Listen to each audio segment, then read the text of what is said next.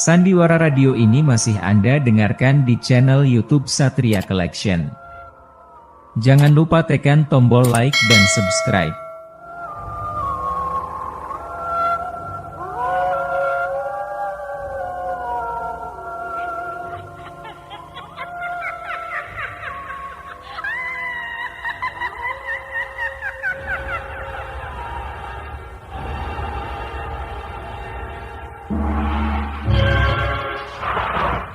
Denhas Adiaswara dengan bangga mempersembahkan serial Sandiwara Radio Misteri Mak Rompang, Misteri Mak Rompang, Misteri Mak Rompang.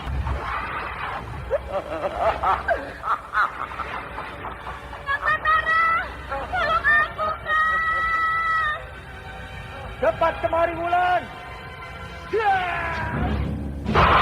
Mak Rompang, kisah bangkitnya kembali setiap 200 tahun. Seorang anak manusia yang dapat berganti wajah dan wujud. Terkadang menjadi seorang gadis cantik teramat cantik. Terkadang menjadi seorang nenek tua renta buruk rupa yang selalu menimbulkan prahara dan malapetaka mengerikan bagi umat manusia. Bahaya, kita dalam bahaya. Ya, cepat tinggalkan tempat ini. Cepat. Tunggu kau, Ira. Aku mau menutup warung dulu. Jangan pikirkan warungmu, pikirkan nyawamu. Menjauh! Tuk Tunggal bilang menjauh. Takut pintu berhawa panas. Tuk Tunggal ada di mana, Wira? Tuk Tunggal berada di dalam kampus. Penyikir semua! Penyikir keluar dari desa!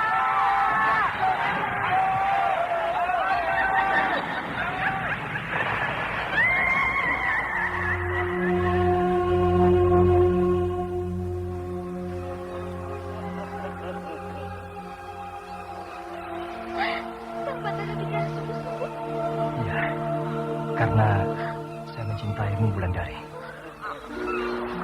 Mak Rompang diselingi pula tawa ria penuh canda serta kisah cinta kasih yang penuh dengan liku-pilu kehidupan dari dua insan manusia. Awas di belakangmu, Wulandari!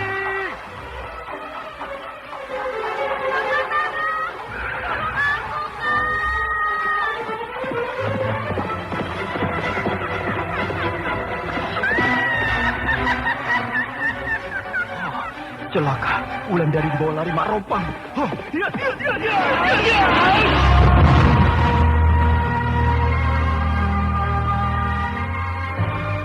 Didukung artis-artis terkenal Ferry Fadli, Yvonne Rose, Anna Sambayon, dan sederet bintang-bintang terkenal lainnya.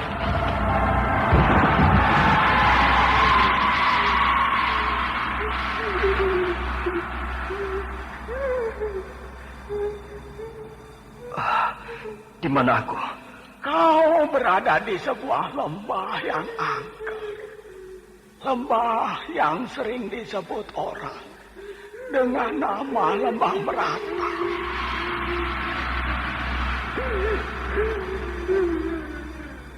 Lembah Meratap.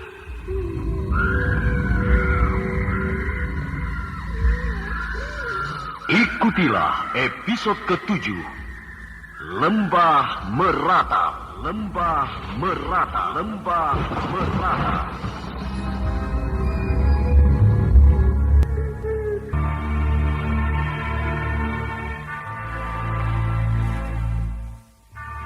Naskah buah karya Asmadi Syafar.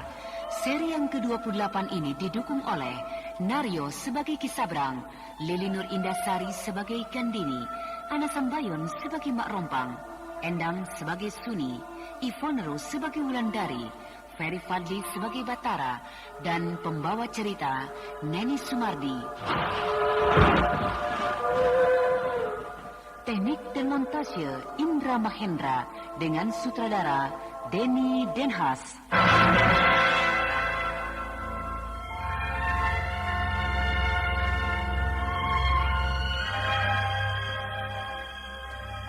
Pada kisah yang lalu diceritakan, Kisabrang sudah mendapatkan surat keputusan kerajaan untuk dirinya menjadi lurah di Lubuk Mentilin. Walau sebenarnya Kisabrang tidak berhak atas jabatan itu. Namun karena permainan uang, maka Kisabrang berhasil membeli jabatan lurah tersebut. Sementara itu di Lubuk Mentilin, tukang-tukang pukul Kisabrang sudah bertindak sewenang-wenang. Seolah-olah mereka sudah tahu bahwa majikannya pasti terpilih menjadi pimpinan desa itu. Kesewenang-wenangan itu membuat Gandini naik pitam, sehingga 2 orang tukang pukul Kisabrang babak belur dihajar oleh anak almarhum Kirekso itu.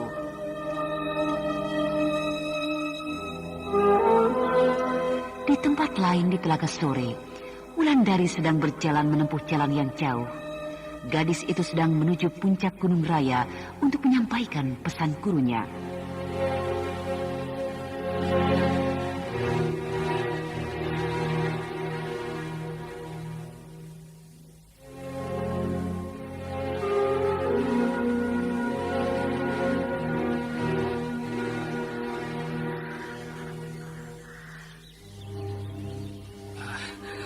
Maaf, Den Gandini.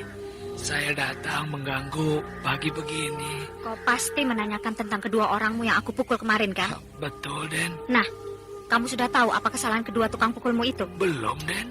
Kedua orangmu itu telah memeras penduduk seenaknya. Itu sebabnya aku beri mereka pelajaran. Tapi maaf, Den.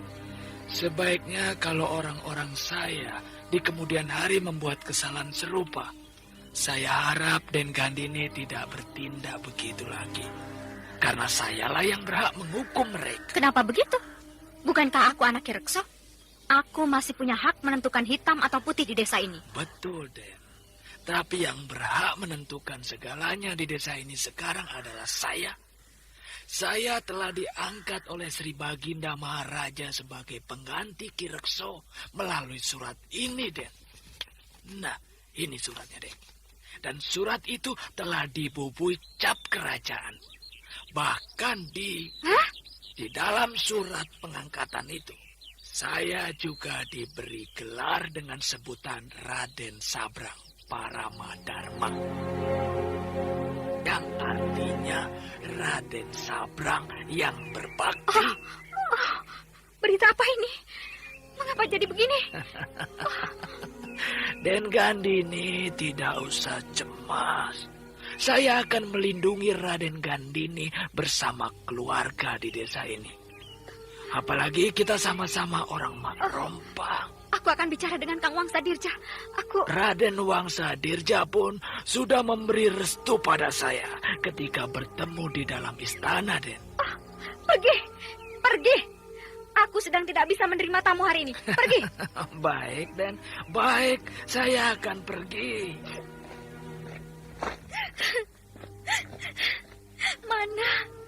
Mana janji Kang Wangsa padaku?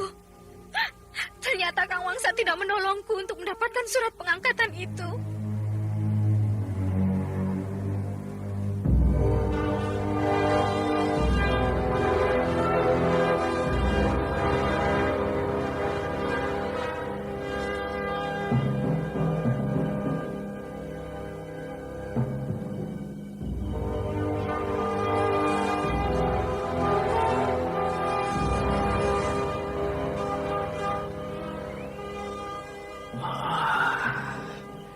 Kini cita-citaku sudah tercapai.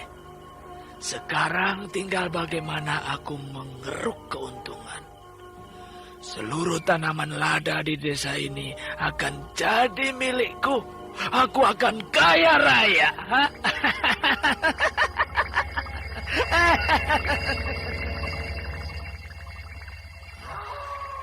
Malam sudah semakin larut. Besok akan aku suruh orang-orangku untuk mengumpulkan seluruh prajurit desa ini. Akan aku atur mereka sehingga aku akan menjadi raja kecil di sini. Sebaiknya aku istirahat. Besok pagi-pagi aku harus bertemu dengan pasukan Lubuk Mentilin ini. Mau kemana? Aku mendengar suara orang. Mau kemana kamu? Mak Rompang. Mau kemana kamu? Mau masuk ke dalam, mau tidur. Kau tampaknya bahagia sekarang. Iya, semua itu berkat pertolongan dari Mak Rompang. Pekerjaanmu memang bagus, Sabrang. Banyak hal yang kau kerjakan, sehingga aku puas. Puas dalam kebangkitanku kali ini. Bahkan niatku untuk menghancurkan desa ini menjadi urung. Karena kau yang memimpin desa ini sekarang. Iya, aku sekarang lurah di desa ini. Bagus, bagus. Kau telah berhasil menyingkirkan musuh besarku yang bernama Ki Mujur. Cuma satu permintaanku padamu yang harus kau penuhi. Celaka, pasti dia menyuruhku lagi. Kau mendengar bicaraku? Iya, aku mendengarnya, Mak Rompang. Siapa yang berada di dalam kamarmu itu? Istriku, Suni. Cantikkah dia? Kalau tidak cantik, aku tidak akan mengawininya. Punya anakkah dia? Punya, Wulandari.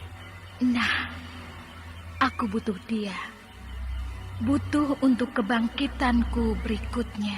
Tapi kau tidak boleh memilikinya. Dia hakku.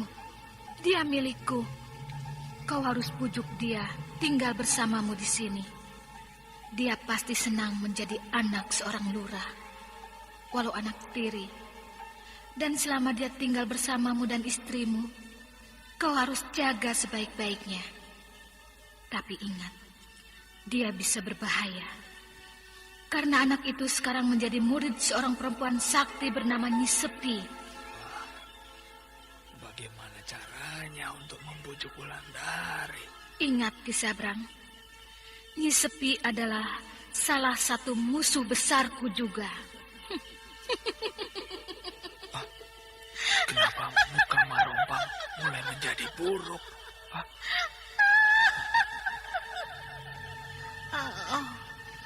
Aku bahagia dan sangat puas. Apa yang ingin ku dapatkan, telah aku dapatkan. Aku mendapat seorang kekasih yang bernama Ki Sanokeling. Kami bercinta habis-habisan. Bahkan kami bercinta sampai mencapai surga. Lalu kau sudah berhasil menjalankan tugasmu membunuh Ki Mujur. Lihat, aku cepat menjadi tua karena aku puas.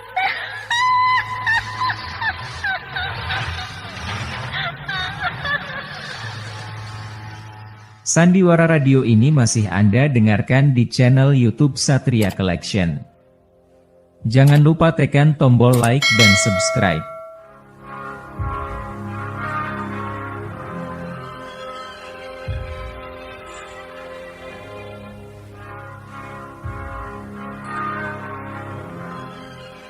Kau belum tidur, Suni?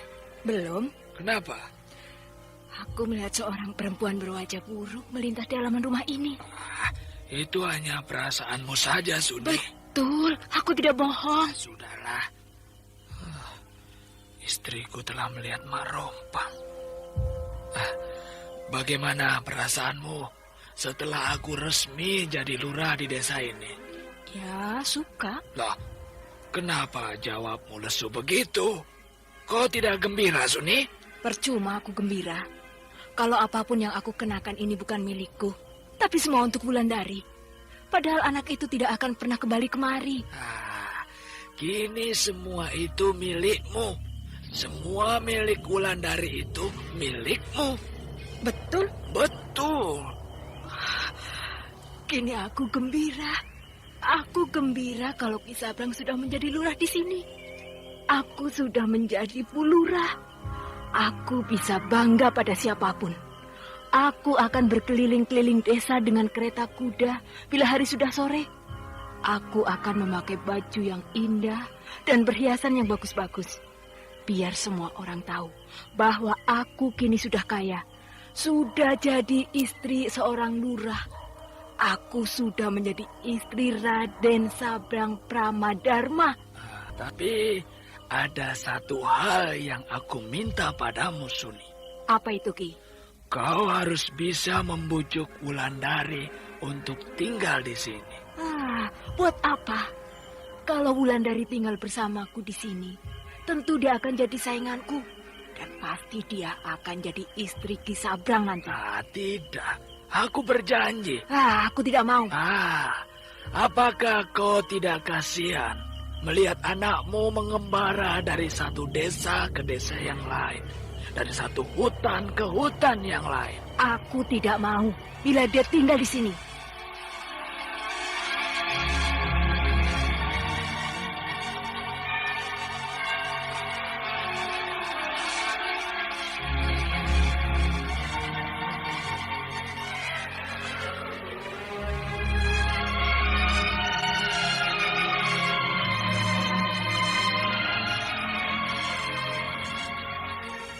Akhirnya sampai juga aku di puncak Gunung Raya ini.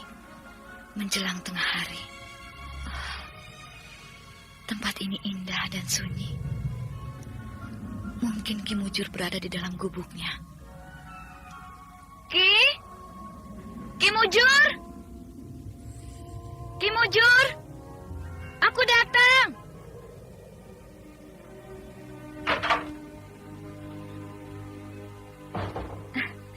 Ki Mujur, boleh aku masuk?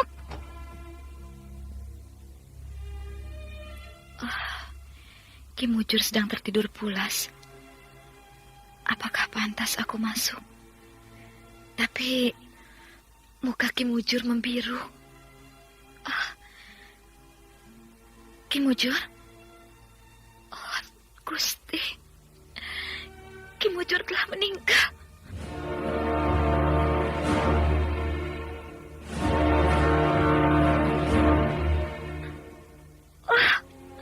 Gusti, kenapa begini? Nyi Guru, Ki Mujur sudah tidak ada.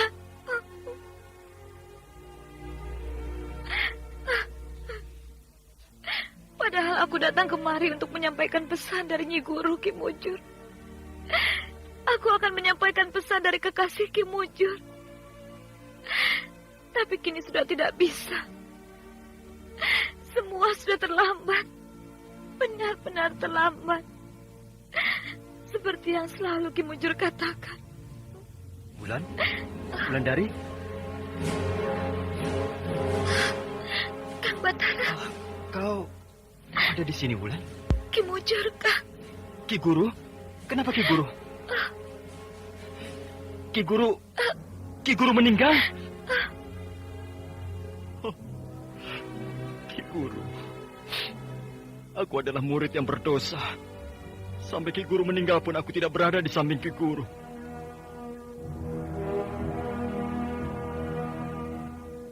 Batara meneteskan air mata di samping mayat Ki Mujur, sedangkan Wulandari berdiri dengan kesedihan yang sama. Perlahan-lahan, Batara mencium kening gurunya dengan hikmat. Lalu dia rapikan mayat gurunya.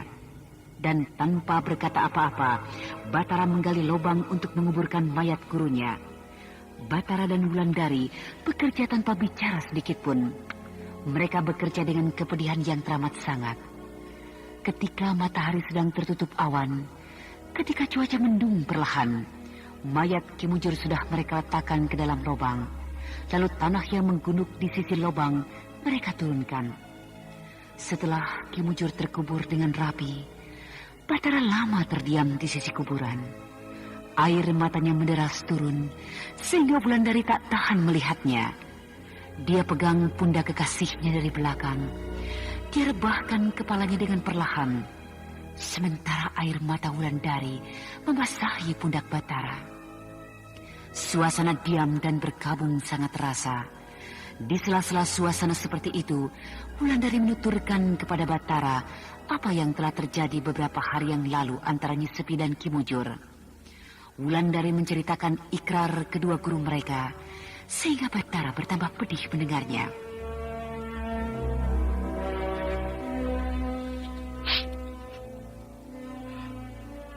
Rupanya kedua guru kita sudah menyetujui dan merestui hubungan kita. Bahkan mereka sudah meresmikan hubungan kita. Mereka adalah orang-orang yang berhati mulia. Orang-orang yang arif bijaksana. Arif akan hubungan kedua murid mereka.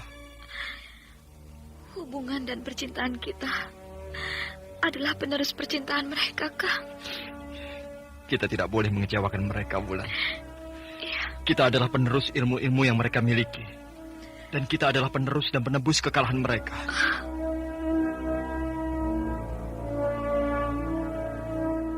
Sandiwara Radio ini masih Anda dengarkan di channel YouTube Satria Collection. Jangan lupa tekan tombol like dan subscribe. Hari masih pagi. Kang Batara sudah duduk di samping kuburan Ki Mucur. Kang Batara? Wulan. Apakah Kang Batara tidak merasa dingin di luar sepagi ini? Sudah biasa, Wulan. Apalagi ketika Ki Mucur masih hidup. Hari masih gelap, kabut masih tebal. Aku sudah harus memikul air dari bawah. Tapi tanpa terasa, latihan seperti itu membuat tubuhku tahan dan kuat dalam cuaca dingin seperti ini. Kang Batara, apakah Kang Batara akan menetap di puncak gunung ini? Aku belum tahu, Wulan. Tapi untuk sementara waktu ini, aku tidak akan turun. Aku masih ingin selalu di dekat kuburan Ki Guru. Aku merasa berdosa, Wulan. Aku murid yang keras kepala. Kalau saja nasihat Ki Guru aku ikuti, tentu aku akan berada di samping Ki Guru di saat beliau meninggal dunia. Di bawah sana, penuh dengan kedurjanaan Kang Batara. Penuh dengan kemunafikan. Itu sebabnya aku tidak mau turun dulu ke dunia ramai, Wulan. Hidup di sini lebih tenang, seolah-olah waktu tidak berjalan. Wulan. Iya, Kang.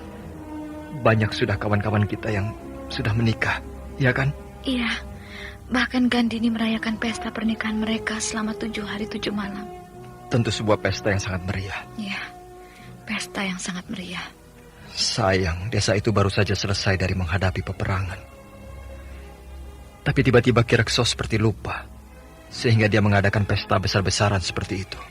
Tapi rakyat desa itu bergembira, Kang Batara. Mereka tenggelam dalam kemeriahan. Kau tahu? Iya, aku dan Nyi Guru berada di sana. Kami ingin menyaksikan pesta besar itu, sambil menanti kalau Gandini datang meminta maaf padaku. Minta maaf? Nyi Guru masih ingin mengobati sakit Ki Rekso, tapi dengan syarat bahwa Gandini harus minta maaf padaku atas perlakuannya selama aku dan Nyi Guru berada di rumahnya dulu. Apakah Ki Rekso masih sakit? Masih. Tapi sampai sekarang Gandini belum mau datang minta maaf. Sehingga Nyi Guru pun belum mau meneruskan pengobatan. Sayang, dia korbankan orang tuanya demi dirinya. Ya, Gandini memang manusia angkuh. Dia pasti cocok dengan suaminya. Wulandari, apakah kau akan melaksanakan permintaan kedua guru kita? Iya, kita harus menuntut ilmu dulu. Baru kita pikirkan kapan kita akan menjadi suami istri. Aku juga begitu. Betul kata Ki Rabumi, bahwa banyak peristiwa penting yang sudah terjadi di negeri ini.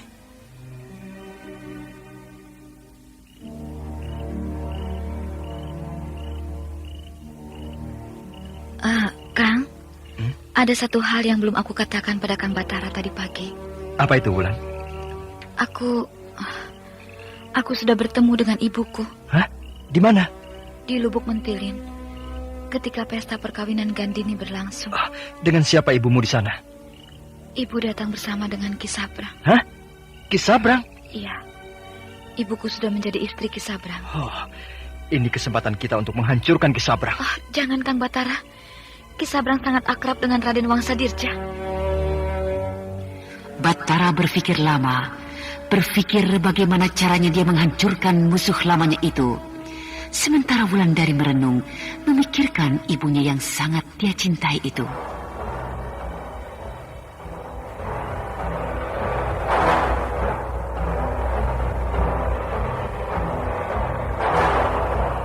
Nah, saudara pendengar yang berbahagia, bagaimanakah kisah ini selanjutnya? Untuk mengetahui jawabannya, ikutilah terus serial Sandiwara Radio ini. Demikianlah tadi serial Sandiwara Radio Misteri Mak Rompang episode ke-7 Lembah Meratap, dipersembahkan oleh Denhas Adya Suara. Terima kasih atas perhatian Anda. Sampai jumpa.